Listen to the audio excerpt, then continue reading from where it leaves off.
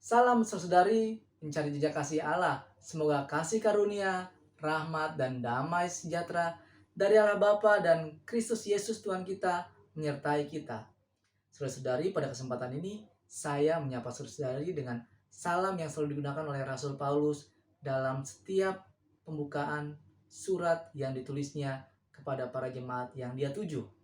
Pada kesempatan ini saya mengajak saudara-saudari semua untuk melihat perjumpaan Rasul Paulus dengan Yesus yang hidup.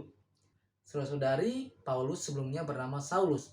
Dia awalnya adalah seorang penganiaya para jemaat yang percaya kepada Yesus. Bagaimana perjumpaan Paulus dengan Yesus mengubahnya dari seorang yang tidak percaya kepada Yesus menjadi percaya kepada Yesus. Dari seorang yang awalnya menganiaya pengikut Kristus menjadi orang yang mengasihi pengikut Kristus. Dari seorang yang ingin melenyapkan ajaran kabar gembira Injil menjadi seorang pewarta kabar gembira Injil. Mari kita bersama-sama melihat perjumpaan Paulus dengan Yesus. Paulus pertama kali muncul di Kisah Para Rasul bab 7 ayat 58 di mana dia ikut menjadi saksi saat Stefanus dirajam sampai meninggal.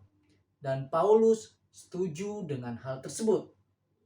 Dalam Kisah 8 1b dan 3 dikatakan, pada waktu itu mulailah penganiayaan yang hebat terhadap jemaat di Yerusalem. Mereka semua kecuali rasul-rasul tersebar ke seluruh daerah Yudea dan Samaria. Tetapi Saulus berusaha membinasakan jemaat itu, dan ia memasuki rumah demi rumah dan menyeret laki-laki dan perempuan keluar dan menyerahkan mereka untuk dimasukkan ke dalam penjara. Dia masuk ke rumah-rumah yang biasa digunakan oleh para pengikut Yesus untuk berkumpul, atau juga tempat-tempat yang diperkirakan menjadi tempat berkumpul para pengikut Yesus. Dalam rumah-rumah ibadat, Saulus juga sering menyiksa para pengikut Yesus supaya mereka menyangkal iman kepada Yesus. Ternyata ia tidak puas hanya menganiaya pengikut Kristus yang ada di Yerusalem.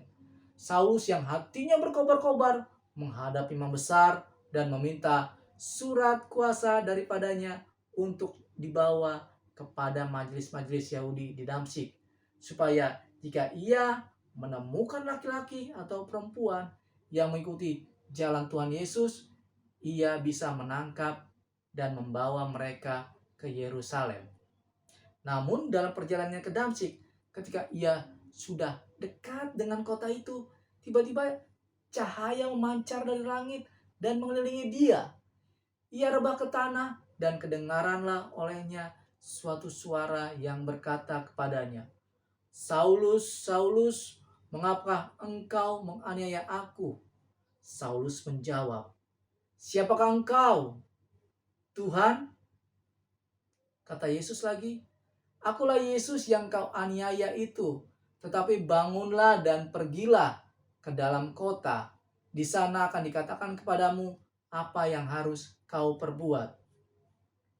Maka termangu-mangulah teman-temannya seperjalanan, karena mereka memang mendengar suara itu, tetapi tidak melihat seorang pun juga. Saulus bangun dan berdiri, lalu membuka matanya, tetapi ia tidak dapat melihat apa-apa. Tuhan membukakan mata Saulus melalui perantaraan Ananias. Ananias menumpangkan tangannya ke atas Saulus, katanya, "Saulus, saudaraku, Tuhan Yesus yang telah menampakkan diri kepadamu di jalan yang engkau lalui, telah menyuruh aku datang kepadamu, supaya engkau dapat melihat lagi dan penuh dengan Roh Kudus." Lalu katanya, "Allah nenek moyang kita telah menetapkan engkau untuk mengetahui kehendaknya, untuk melihat yang benar, dan untuk mendengarkan suara yang keluar dari mulutnya. Sebab engkau akan menjadi saksinya terhadap semua orang tentang apa yang kau lihat dan yang kau dengar." Perjumpaan Paulus dengan Yesus juga terjadi setelah dia kembali ke Yerusalem. Saat itu Paulus yang sedang berdoa dalam bait Allah, rohnya diliputi oleh kuasa ilahi. Dia melihat Yesus yang berkata kepadanya, agar ia segera meninggalkan Yerusalem, sebab mereka tidak akan menerima kesaksiannya tentang Yesus. Saudara-saudara terkasih, melalui perjumpaannya dengan Yesus yang hidup, Paulus yang awalnya tidak percaya dengan Yesus yang bangkit menjadi percaya. Jika Yesus yang menderita, sengsara, wafat di salib dan dimakamkan memang tidak bangkit, bagaimana mungkin Paulus dapat berjumpa dengan Yesus? Paulus percaya bahwa Yesus sungguh telah bangkit. Keyakinannya ini dia peroleh melalui pertama, perjumpaan dengan Yesus dalam perjalanan ke Damsyik dan saat dia berdoa dalam bait Allah di Yerusalem. Kedua, pengalaman mengalami kebutaan selama 3 hari. Dan yang ketiga, penyembuhan matanya dari kebutaan yang dilakukan Yesus melalui Ananias. Paulus yakin bahwa Yesus sungguh telah bangkit. Perjumpaan Paulus dengan Yesus yang hidup telah membawa Paulus kepada pemahaman yang baru bahwa Yesus yang bangkit adalah Allah. Yesus adalah Allah yang agung dan penuh kuasa.